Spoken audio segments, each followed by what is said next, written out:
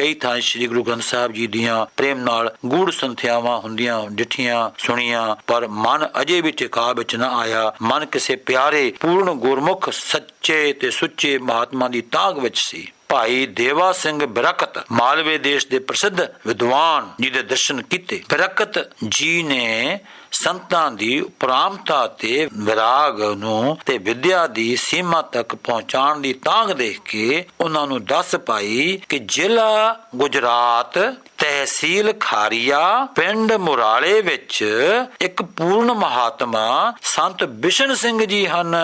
ਅੱਠੇ ਪੈਰ ਵਾਹਿਗੁਰੂ ਨਾਮ ਵਿੱਚ ਰੱਤੇ ਰਹਿੰਦੇ ਹਨ। ਉਹਨਾਂ ਪਾਸ ਜਾ ਤੇ ਦਰਸ਼ਨ ਕਰਕੇ ਜ਼ਰੂਰ ਆਨੰਦ ਪ੍ਰਾਪਤ ਕਰੋਗੇ। ਇਤਨਾ ਇਸ਼ਾਰਾ ਪਾ ਕੇ ਸੰਤ ਜੀ ਇੱਕਦਮ ਗੱਡੀ ਦਾ ਟਿਕਟ ਲੈ ਕੇ ਸਵਾਰ ਹੋਏ ਤੇ 25 ਫੱਗਣ ਸੰਮਤ 1962 ਬਿਕਰਮੀ ਨੂੰ ਮੁਰਾਲੇ ਜਾ ਪਹੁੰਚੇ। ਉਸ ਵੇਲੇ ਮਹਾਤਮਾ ਜੀ ਬਾਹਰ ਗਏ ਹੋਏ ਸਨ। ਸ਼੍ਰੀ ਸੰਤ ਗਿਆਨੀ ਜੀ ਨੇ ਸ਼੍ਰੀ ਗੁਰੂ ਗ੍ਰੰਥ ਸਾਹਿਬ ਜੀ ਦੇ ਇੱਕ ਮਨ ਹੋ ਕੇ ਪਰਿਕਰਮਾ ਕੀਤੀ ਤੇ ਡੰਡੌਤ ਕੀਤੀ, ਪਵਿੱਤਰ ਵਾਕ ਲਿਆ ਤਾਂ ਇਹ ਨਿਕਲਿਆ ਧਨਾਸਰੀ ਮਹਲਾ ਪੰਜਵਾਂ। ਚਤੁਰ ਦਿਸ਼ਾ ਕੀਨੋ ਬਲ ਆਪਣਾ, ਸਿਰ ਉਪਰ ਕਰ ਧਾਰਿਓ, ਕਿਰਪਾ ਕਟਾਖ ਅਵਲੋਕਨ ਕੀਨੋ, ਦਾਸ ਕਾ ਦੁਖ ਬਿਦਾਰਿਓ। ਲੌਂਡੇ ਵੇਲੇ ਮਹਾਤਮਾ ਸੰਤ ਬਿਸ਼ਨ ਸਿੰਘ ਜੀ ਵੀ ਵਾਪਸ ਆਏ। ਗਿਆਨੀ ਸਿੰਘ ਜੀ ਹੋਰਾਂ ਮਹਾਤਮਾ ਜੀ ਦੇ ਚਰਨਾਂ ਉੱਪਰ ਢਹਿ ਕੇ ਬਹੁਤ ਪ੍ਰੇਮ ਨਾਲ ਬੰਦਨਾ ਕੀਤੀ ਤੇ ਆਗਿਆ ਪਾ ਕੇ ਖੜੇ ਹੋਏ ਤਾਂ ਵਾਹਿਗੁਰੂ ਜੀ ਕਾ ਖਾਲਸਾ ਸ਼੍ਰੀ ਵਾਹਿਗੁਰੂ ਜੀ ਕੀ ਫਤਿਹ ਬੁਲਾਈ। ਆਗਿਆ ਅਨੁਸਾਰ ਬੈਠ ਗਏ।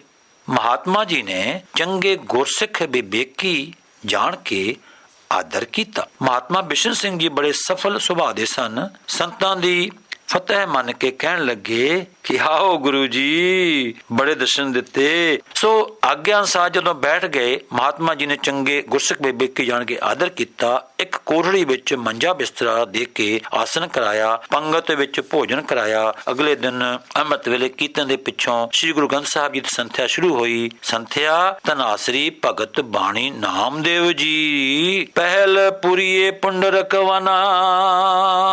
ਇਸ ਉੱਤੇ ਸੀ ਸ੍ਰੀ ਗੁਰੂ ਗ੍ਰੰਥ ਸਾਹਿਬ ਜੀ ਦੀ ਪੋਥੀ ਲੈ ਕੇ ਆਪ ਵੀ ਸ਼ਾਮਲ ਹੋ ਗਏ। ਸੂਰਜ ਚੜ੍ਹਨ ਤੋਂ ਪਹਿਲਾਂ ਹੀ ਸੰਥਿਆ ਹੋ ਚੁੱਕਦੀ। ਦਿਨੇ ਸਭ ਆਪਣੀ ਆਪਣੀ ਸੰਥਿਆ ਵਿਚਾਰਦੇ। ਸੰਤਾਂ ਇੱਥੇ ਕਈ ਤਰ੍ਹਾਂ ਦੀ ਸੇਵਾ ਕੀਤੀ, ਨਾਮ ਅਭਿਆਸ ਤੇ ਕਠਿਨ ਸਾਧਨਾਵਾਂ ਕੀਤੀਆਂ। ਇੱਥੇ ਸੰਤ 2 ਸਾਲ ਰਹੇ। ਇੱਥੇ ਹੀ ਇਹਨਾਂ ਦੇ ਪਿਤਾ ਜੀ, ਜਿਨ੍ਹਾਂ ਨੂੰ ਹੁਣ ਬਾਬਾ ਜੀ ਕਹਿ ਕੇ ਸੱਦਿਆ ਕਰਦੇ ਸਨ, ਕੇਸੋ ਦਾਸ ਜੀ ਨਾਲ ਇੱਕ ਵਾਰੀ ਸੰਤਾਂ ਦੀ ਚਿੱਠੀ ਜਾਣਪੁਰ ਮਿਲਣ ਆਏ। ਇੱਥੇ 2 ਸਾਲ ਵਿੱਚ ਸੰਤਾਂ ਨੂੰ ਇਲਮੀ ਤੇ ਅਮਲੀ ਦੋਨੋਂ ਤਰ੍ਹਾਂ ਦਾ ਗਿਆਨ ਪ੍ਰਾਪਤ ਹੋਇਆ।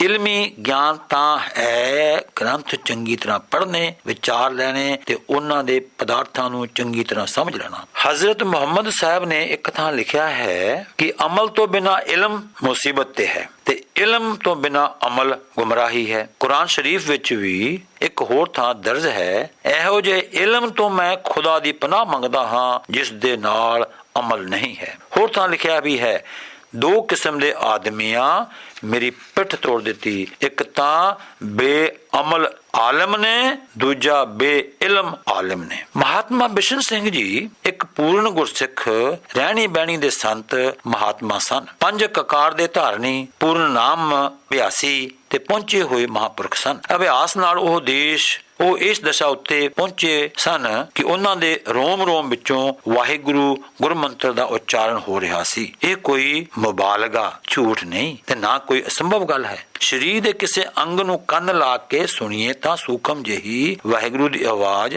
ਹਰ ਇੱਕ ਕੰਨ ਵਿੱਚ ਪੈਂਦੀ ਹੈ। ਮਾਨਸਿਕ ਅਵਸਥਾ ਨੇ ਸਰੀਰਕ ਉੱਤੇ ਇਤਨਾ ਕਾਬੂ ਪਾਇਆ ਹੋਇਆ ਸੀ। ਮਾਨਸਿਕ ਅਵਸਥਾ ਵਿੱਚ ਵੀ ਉਹਨਾਂ ਬਿਰਤੀ ਇਤਨੀ ਇੱਕ ਟੱਕ ਕੀਤੀ ਹੋਈ ਸੀ ਕਿ ਮਨ ਕਦੀ ਵੀ ਕੋਈ ਫੁਰਨਾ ਸਵਾਏ ਵਾਹਿਗੁਰੂ ਯਾਦ ਤੋਂ ਨਹੀਂ ਫੁਰਦਾ ਸੀ। ਸੰਤ ਗਿਆਨੀ ਸੁੰਦਰ ਸਿੰਘ ਜੀ ਕਥਾ ਕਰਦਿਆਂ ਇਹ ਕਹਾ ਕਰਦੇ ਸਨ ਕਿ ਮਨ ਇੱਕ ਕੁੱਕੜ ਹੈ ਮੰਜੇ ਹੇਠ, ਜਿਸ ਤਰ੍ਹਾਂ ਮੰਜਾ ਚੌਹਾਂ ਪਾਸਿਆਂ ਤੋਂ ਖੁੱਲਾ ਹੁੰਦਾ ਹੈ, ਉਸੇ ਤਰ੍ਹਾਂ ਇਹ ਮਨ ਰੂਪੀ ਕੁੱਕੜ ਹੈ ਸਰੀਰ ਰੂਪੀ ਮੰਜੇ ਵਿੱਚ, ਤੇ ਇਸ ਕੁੱਕੜ ਨੂੰ ਬਾਹਰ ਨਾ ਨਿਕਲਣ ਦੇਣਾ। ਇਤਨੇ ਦੁਆਰੇ ਖੁੱਲੇ ਹਨ, ਇਹ ਅਭਿਆਸ ਰੂਪੀ ਡੰਡੇ ਨਾਲ ਹੀ ਸਭਨਾ ਪਾਸਿਆਂ ਤੋਂ ਮੋੜੀ ਰੱਖੀਏ। ਸੋ ਇਸੇ ਤਰ੍ਹਾਂ ਮਹਾਤਮਾ ਜੀ ਨੇ ਸੇਵਾ ਤੇ ਨਾਮ ਨਾਲ ਮਨ ਨੂੰ ਜਿੱਤਿਆ ਹੋਇਆ ਸੀ। ਉਹਨਾਂ ਦਾ ਮਨ ਸਭਨਾ ਪਾਸਿਆਂ ਤੋਂ ਸੁਭਾਵਿਕ ਹੀ ਮੁੜਿਆ ਰਹਿੰਦਾ ਸੀ ਤੇ ਯਤਨ ਤੋਂ ਬਿਨਾਂ ਹੀ ਵਾਹਿਗੁਰੂ ਸਿਮਰਨ ਵਿੱਚ ਲੱਗਿਆ ਰਹਿੰਦਾ ਸੀ। ਉਹਨਾਂ ਦਾ ਨਿੱਤ ਕਰਮ ਇਹ ਸੀ, ਅਰਥਾਤ ਮਹਾਤਮਾ ਬਿਸ਼ਨ ਸਿੰਘ ਜੀ ਦਾ ਨਿੱਤ ਕਰਮ ਇਹ ਸੀ ਕਿ ਤੜਕੇ 2:15 ਵਜੇ ਜਾਂ 1 ਵਜੇ ਰੁੱਤ ਅਨੁਸਾਰ ਉੱਠਣਾ ਤੇ ਇਸ਼ਨਾਨ ਕਰਨਾ।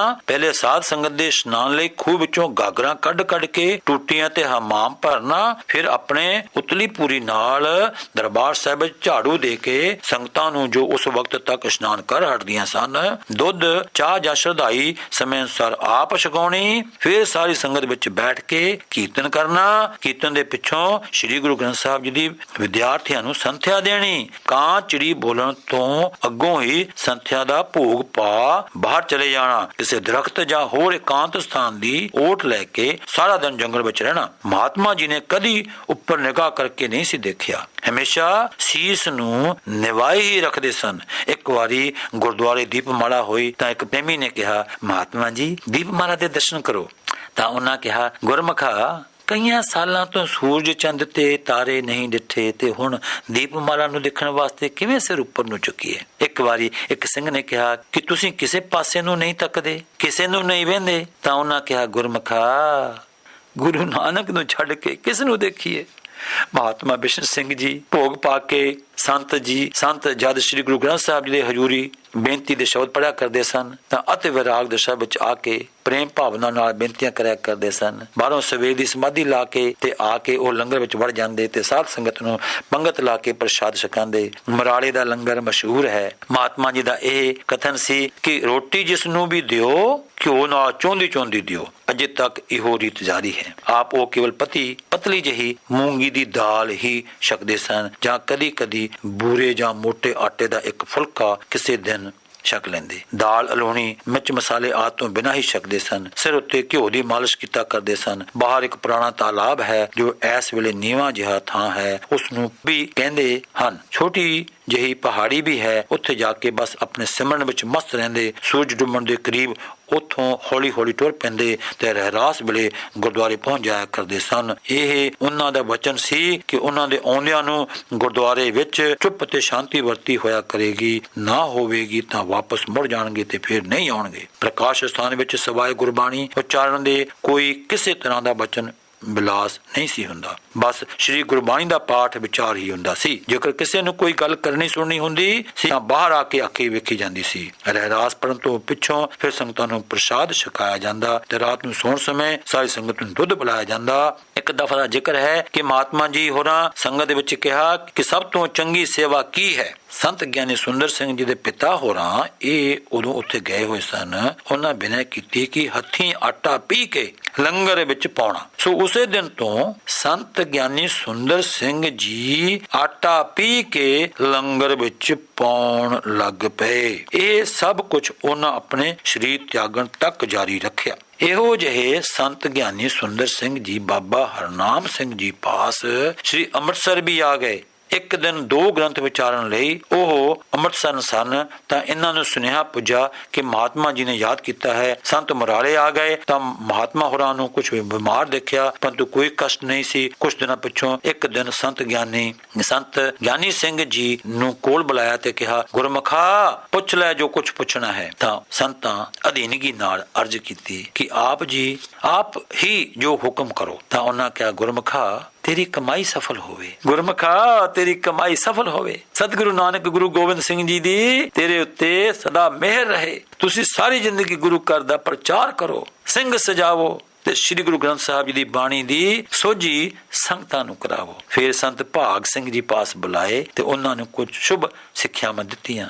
ਫਿਰ ਸੰਤ ਪ੍ਰੇਮ ਸਿੰਘ ਜੀ ਨੂੰ ਪਾਸ ਬੁਲਾਇਆ ਤੇ ਸੰਗਤ ਦੇ ਸਾਹਮਣੇ ਉਸ ਗੁਰਦੁਆਰੇ ਦੀ ਮਹੰਤੀ ਦੀ ਦਸਤਾਰ ਸੀਸ ਉੱਤੇ ਬੰਨ੍ਹ ਕੇ ਕਿਹਾ ਕਿ ਤੁਸੀਂ ਅੱਜ ਤੋਂ ਇਸ ਸਥਾਨ ਦੇ ਸੇਵਾਦਾਰ ਹੋ। ਸੋ ਇਸ ਤਰ੍ਹਾਂ ਸੰਬਤ 1964 ਮਾਘ 15 ਨੂੰ ਮਹਾਤਮਾ ਬਿਸ਼ਨ ਸਿੰਘ ਜੀ ਸਥੂਲ ਸਰੀਰ ਤਿਆਗ ਗਏ ਤੇ 3 ਵੱਡ ਮੁੱਲੇ ਹੀਰੇ ਸੰਤ ਭਾਗ ਸਿੰਘ ਜੀ, ਸੰਤ ਪ੍ਰੇਮ ਸਿੰਘ ਜੀ ਤੇ ਸੰਤ ਗਿਆਨੀ ਸੁੰਦਰ ਸਿੰਘ ਜੀ ਗੁਰੂ ਘਰ ਦੇ ਸੰਤਾਂ ਦੀ ਲੜੀ ਵਿੱਚ ਪਰੋ ਗਏ। ਮਹਾਤਮਾ ਜੀ ਨੇ 8 ਦਿਨ ਅੱਗੋਂ ਹੀ ਕਹਿ ਦਿੱਤਾ ਕਿ ਫਲਾਣੇ ਵੇਲੇ ਫਲਾਣੇ ਦਿਨ ਅਸੀਂ ਇਹ ਦੇਹ ਛੱਡ ਜਾਣੀ ਹੈ। ਚੁਨਾਚੀ ਸਮੇਂ ਸਿਰ ਅਖੰਡ ਪਾਠ ਰੱਖਿਆ ਗਿਆ। ਅਖੰਡ ਭੋਗ ਸੁਣ ਕੇ ਫਤਿਹ ਗਜਾਈ ਤੇ ਉੱਥੇ ਬੈਠਿਆਂ ਨੇ ਹੀ ਉਦੋਂ ਹੀ ਸਰੀਰ ਤਿਆਗ ਦਿੱਤਾ।